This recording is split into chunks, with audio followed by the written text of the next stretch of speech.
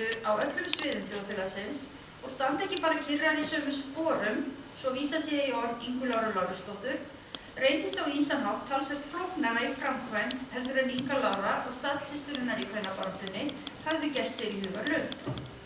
Til marks það má til dæmis nefna að svo seint sem á 7. áratugi 20. aldar voru konur einungis 7% þeirra sem luku prófum frá Háskóla Íslands og allt til ársins 1978 tóku aðeins 9 konur sæti á Alþingi Íslendinga. Takk fyrir.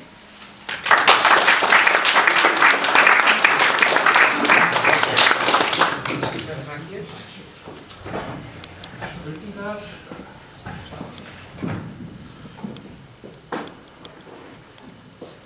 Ég veit ekki, bara þakka fyrir og bjóðum þá Guðmund velkominn að færa okkur frekar myndmál. Það var aðeins mynd það hérna í fyrsta fyrirlesturnum, en hérna fílunum bara hérna okkur. Ég hef orðið til að ræða enn frekar en það saman.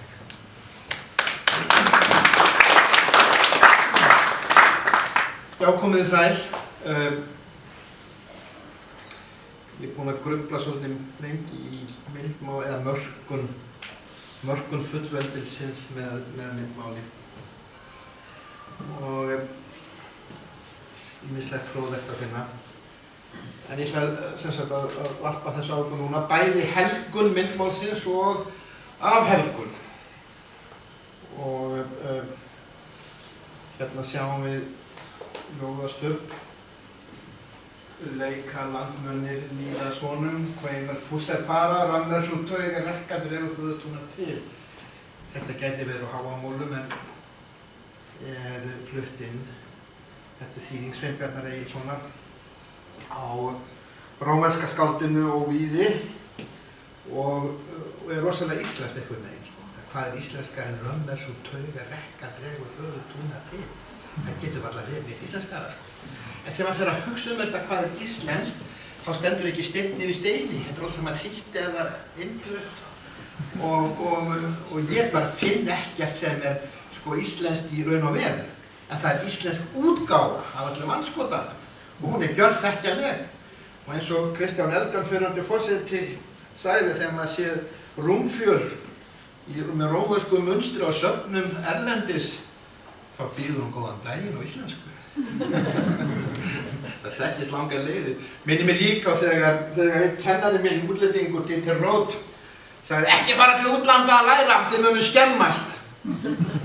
Og svo drakk hann aðeins meira og sagði þið megið fara, þetta er svo sterkt að það er ekki hægt að skemma þetta. Þetta sést langar leiðir að þeir Íslendingar. Alveg sama hvað þið gerið í arkitekt, hann var að tala arkitektur, arkitektur á Íslandi er náttúrulega ekki fyrir 5 aura og sérstaklega hlýtur það svo mikil áhuga því sappi svo saman, En hvað það? Sveinbjörn Egilsson, hann átti son sem, já, hérna sjáum við eitt dæmið, hvernig þetta skólast á land. Franskur garður í einhver staðar hérna, niður við hérna, einhver staðar á Stokkseyri, í Kattebrugarði. Svona best þetta á landi, svo hver hann að rekka við En hér er sonur Sveinbjörns og hann er dálítið merkilega hann er ábyrgur fyrir myndmálið þjóðarvorar þegar hún bara berjast fyrir fullveldi. Eiginlega alveg óvart. Hann Benedikt var náttúrulega, ég var að skemmta mig við að segja hérna, hann lauk þó háskólaprófi með þeim lakasta vitnisburð sem hægt að fá og doktorsritgerð hans var þannig óhæg í burtfara skiljiði því að hann var náttúrulega vel balinn og var náttúrulega séni og bæði afskaplega vel ritfær og einn af þeim sem bæði stúderuðu náttúruna með penna og litum gerði alveg gullfallega myndir af sérstaklega á jurtaríki og líka úr af sjávartíðum. Og fuglamyndir hans var ekki eins laglega og hann er mjög slæm anatómi. sem kemur nálægt einhverju sem sko þetta raunverulega hæfileika, en sko hann var líka alltaf betur og betur með aldrinum og sinnt þessu betur og betur. En þetta sem sagt upphafið, því að hann sko, þetta upphafið af ævintýrinu með myndmál Íslendinga og það þetta sem hann að gera sem hann selur Tryggva Gunnarssyni, þetta út af dótturna sem þetta var Tanvi, það þessi fræga minningarplakat sem gefið út af þjóðhátíð 1874. En sko, maður kenna þetta við Gröndal, en hann gerði þetta ekki sjálfur. Hann gerði bara skissurnar. Svo sko litografía, þetta sko steinþrykkja litografía, og það meistari sem ungur drengur sem heitir Berntsen, tæplega 30, sem teiknar þetta allt saman upp eftir smjörpappís uppdráttum Benson, hann dróði þetta allt saman upp. Atriðin í þessu. Og þetta var það sko fyrst og fremst sko skjaldarmerki okkar, skjaldarmerki sem verður til í fullveldið að það sé ári og seint reyndar. Og það hérna við smjörpappírinn hans Benson og hann dregur þetta upp úr, já, það að segja hann hérna tókst á bakvið raunverulega skjaldarmerkið 1919, það kemur 1919 Matthías Septímus Þórðarson, þjóðminjavörður.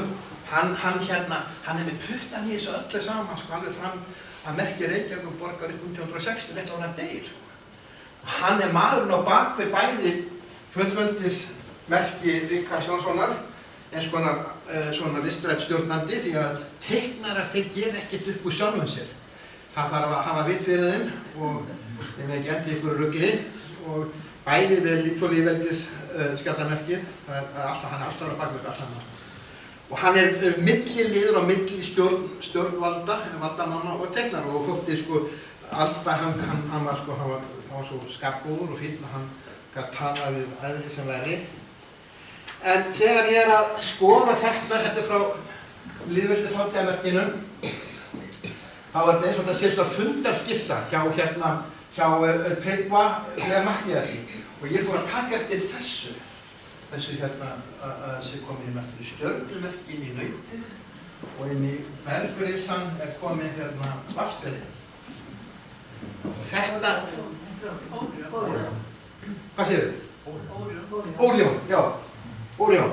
Heyrðu, sko svo ekkert með það að ég sé að þetta sem að dreigið upp úr stjörnukostabókum. Og hérna sjáu þið þarna sko Taurusinn sko og hérna Órión. Skiljið þið?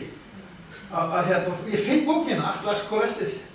Þetta sko eftir hérna teiknarinn ekki John Flamsteed, það stjörnufræðingurinn, hann mann hvað hérna teiknarinn. En hvað það? Svo kemur rökstuðningurinn, alveg stórskemmtileg grein í einræðinni eftir Halldór Hermannsson. Í Cornell sko, Ísabel Cornell. Hann sko, og þetta Valtýr sem gefur blaðið út, Valtýrska, Valtýr Guðmundsson og hérna, hann skrifar með alveg frábærum rökstuðningi að taka þessa landvætta framsetningu Benedikts og gera þetta að grunni til að ná út sko þessum úttróðna uppstoppaða fálka sem Íslandsráðherinn Bernini tróð að okkur Íslendingum og eins og hann sagði sko það var eins og horfum var eins og hér situr sveltandi kráka. Það var sko, þeir voru parhyrna en reyndar sko tapaði valdi fyrir Hannes Hagstein. Og Hannes var náttúrulega sko fólkamannsmegin og þeir að koma landvættunum að og Valtýr gefur einræðan út og halda þetta, þeir báðu mjög klárir menn, afskaplega sko hérna velskrifandi og góður hugsuður og sem góðu vísindamönnum sæmir að þeir skoða hlutina fyrst áður en byrja að bulla. Og svo hérna sem sagt ritstjórinn Valtýr, hann lætur ungan mann teikna skjaldarmerkis hugmynd Halldórs. Þetta er svolítið barokkrammi þarna, þetta er vel sko hérna barokkrammi og landvættirnir eru gerðir í það sem fyrirmyndin notuð frá Benedikt Gröndal. En þá kemur þetta sko upp að þetta sé krossinn í Sótjarnum. Og þetta sé sko, þetta sé Skorpíó móti Taurus. Skorpíó eiginlega merking orðsins ormur með klær. En svo koma stundum sko Miðjarðarhafskort sem eins og þetta sé sko einhvers konar sko sportreikin sé sko einhvers konar Miðjarðarhafsstíl sko. En hann gæti annars að verið sko ormurinn með hvernar á móti nauðsmerkinu og svo Orion Aquarius á móti sko ljónsmerkinu, en þetta voru allt saman kynjaverur og raunverulega eru eldri útgáfur af Zodiacnum með þessu ljónsmerki sem Griffon með, það sé ljón með fugls, með arnarhaus. Og þetta eru svo sömu elementin með öðrum orðum, þetta er fljótt ekki ungist, þetta er sko erketýpurnar, séu sko guðspjallamennirnir og kerúbanir, bæði úr Esekiel og Opinberabókinni samkvæmt honum hérna, sem hafa búin að átta sig á hann Magnús Septimus. Nú, hann fær Ríkharð til að gera þetta. Ríkharður hann er sko ungur þarna, mjög ungur, búinn að vera í læri hjá Stefáni Eiríkssyni og sem er eiginlega miklu meiri meistari en menn hafa gleymt Stefáni því að Ríkharður var eitthvað svo stór sko og Stefáni var mörguleiti miklu merkilegri maður. En hvað það? Að haldið ekki að Matthías borgi þetta sjálfur.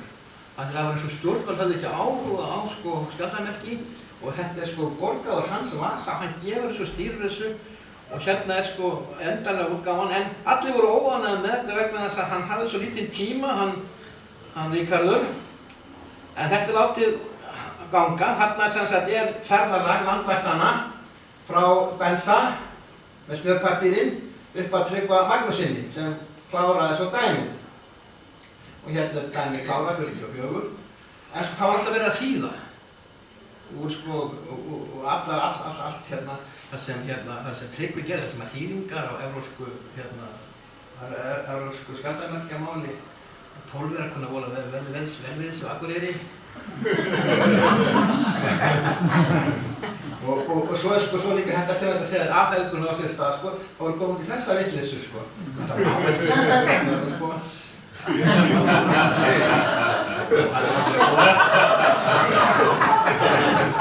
Sko skiljið þið, þetta er nefnilega von á síðustu og vestu tímum að menn nota þetta bara eins og hvert annað gólmáttu. Þetta menn dofnir í það. Og búin að missa öll tengslið við hvaðan þetta kemur. Er þetta hægt að bjóða ungviðinum upp á þetta? Skiljið þið, þetta gengur ekki, skiljið þið sko. Nú fáninn, hérna er fánanefndi fyrir 100 árum og Matthías náttúrulega þarna lengst til hægri og Þórarinn Þorláksson lengst til vinstri og svo er þetta Jón Aðils, hérna sagnfræðingur og svo hann bróðir hans hérna Sveins Björnssonar, Guðmundur Björnsson og man ekki allt. En þarna er það bara verið að benda á það sko að með munin á merki og fána telur hann fólk að hæfa því merki en verði á blablabla. Já, að fáninn sé tákn þjóðar og skjaldarmerki er tákn ríkisvaldsins. Þarna er fáninn og fánatillögurnar sem voru þetta bara teiknaðir upp nýlega og málverk Þórarins Þorlákssonar af þessu sko. Að það er gaman að lesa þessu sko. Þetta starri þessu frá Halldóri Hermanns, hann var alveg drepindinn í viðgerðinni sinni sko. Menn lesa hann auðvitað ekki Alþingistíðindi niður í kjölinn og því geti ekki styrkt að tilfæra ekki þennan kafla úr ræðunni fánamálið því að til þessari vítin að varast þau. Þingmaðurinn segir svo: hvað mig snertir hef ég helst kosið að í efri stangari bláhvíta fánans hefði og til fegurðar verið höfð mynd af gjósandi eldfjalli af regnbogarót og tæki síðan niður hraunlitur en þá ís og snælitur en síðan eldlogandi súla. Þetta ætti þá að tákna það að Ísland, sagði hann líka græna litin, væri land morguróðurs og vona og þótt landið væri hljóstrugt og ískalt þá byggið þó fjöriðöldurinn sí og æ í brjóstum landsins barna og ætti þá að bera þann síboðskapinn til þjóðanna að eins og eldurinn æ er hér hreinsandi og eyðandi aflið svo ætti og ríki tilfinningana það er sítilfinningin þess að þið illa ranga á eigi að þolast sí og æ og kvíðverna að sopa burtu öllin óhreina, illa og rotna sem enn rauðuna. Og íslenski litir, þetta þá saman sko, eldur býr í ógnardjúpi undir köldum jökulhjúpi og vitnar hann í öll ljóðin sem nær þessu, sko, eldhjarta slær undir mjallhvítum barmi. Og þetta sker ríkara út fyrir Alexander þess að færa fánan, málverkið, ramman og hérna er þetta sett upp heima hjá Hannesi. Þetta er þetta geymt í Listasafni Íslands núna, bókbroti og kannski ekki alveg til þeirri mynda hvernig þetta var geymt, það sem er búið að laga fyrir þessi komið sýningu núna. Og svo sem sagt, settum við þetta upp og spilum með fiðlunni hátt uppi. Hreinn fáni Fagurland, algáð þjóð, áfengist næstan við þjóðarskömm. Strax kom það súkkulaðumbúðir, skiljiði. Svo kemur Fjallkonan. Hún náttúrulega er ekki opinbert tákn en hún var notuð mikið í þessu myndmáli baráttunnar því að sko, það er ákveðin meining með þessu sem Íslendingar hafa ekki átt að sjá og halda margir að hún liggi djúpt í íslenski þjóðarsál þessi Fjallkona. Hérna er upprunalega myndin sem fáir vita af. Hún er ekki einu sinni geymd á Íslandi. Þetta er fyrirmynd allra Fjallkonunnar. Hún er núna út í Aberystwyth í Wales og er því að sko Eiríkur Magnússon og George Powell þeir gáfu út Icelandic Legends og Powell er vellauðugur maður. Til þess að gera þetta fyrsta myndbirting Fjallkonunnar í það sem er dreift og saman með sem það hafa í huga með Benedikt Gröndal að minningaspjaldið hans er líka fyrsta spjaldið sem er sko prentað í upplægi og fer yfir allt, fer sem sagt megin, þetta fór út allt. Það er sko að fjöldaframleiðsla sem skiptir máli. Þessi bók kom ekki til Íslands en hún lendir hjá Jóni Sigurðssyni í Kaupmannahöfn og þar sér Benedikt Gröndal hana og dregur þetta upp. Og til þess að gera þetta sem kallað er wood engravure eða wood engraving eða xylografía, að það er sko tréstungu aðferð til þess að geta prentað á sömu hæð og letur. Þetta var út af aðferð sem var fundið með því að þverskera tré, þá var þetta að nota kóparstungu aðferð, en til að geta gert þetta þá var gert fyrst vatnslitamynd. Og vatnslitamyndin er þessi hérna mynd. Og hún hefur aldrei komið til Íslands og enginn veit eiginlega af þessu. Þetta er elsta útgáfan. Eiríkur, hann er betur vegna þess að Eiríkur var ekki hrifinn af þessum myndskreytingum, þetta tafði útgáfuna saman. Eins og með flesta Íslendinga sem ekki eru læsir á myndmál og eru svona haldar að eini arfur Íslendinga séu bókmenntir. Það er haldið myndmáli niður í þjóðinni. Ég öldi það svo. Hann ég er ekki viss hann átti að sjá þessu. Powell átti að sjá þessu, hvað þetta var. Powell var líka að styðja Jón Sigurðsson og var yfir það að það hefði furðu hvað bresk áhrif inn í fullveldisbaráttunni eru raunverulega bæði eðlileg og skiljanleg út af því við gátum ekki gert þetta í skjóli Dana. Kveldfélagið var leynifélag og nálagt umboðsmönnum konungs. Hérna er ferðalagið.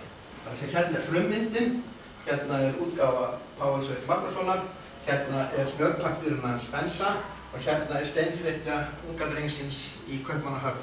Berntsen heitir hann og hann talar þetta, hann hérna.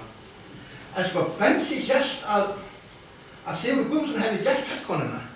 Og þetta var ekki alveg út í hött hjá honum. Það bara vandamáli með Sigurður Guðmundsson, hann gerði flest fyrst, en það var aldrei fjölfaldað, það var aldrei prentað. Og Sigurður hafði gert útgáfu af Fjallkonunni sem Bensi hefur sennilega séð en engin annar. Þess vegna hélt hann þetta og kenndi þetta fyrst við skildi ekki tíð eins og fólk að Eiríkur Magnússon var brjálaður yfir því að hann var búinn að stela Fjallkonunni af sér.